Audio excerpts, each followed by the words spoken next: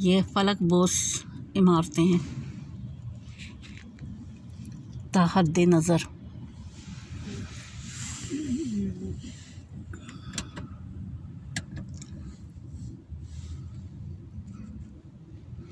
ये देखिए 2 घोड़े सजाए हैं कुमकुमों से।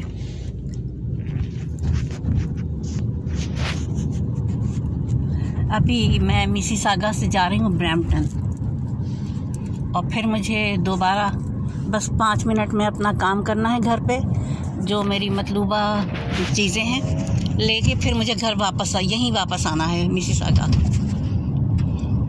कोई इरादा नहीं था किसी किस्म का, लेकिन बस वही है ना, हम सब अल्लाह ताला के हुक्म के मोहताज हैं। जब जिस वक्त जैसे चाहे वो हमसे काम ले, बस अच्छा काम ले, हमेशा हम उसके अच्छे बंदे बनकर रहें, उसके लिए, उसके मखलूक के लिए, उसकी इबादत के लिए।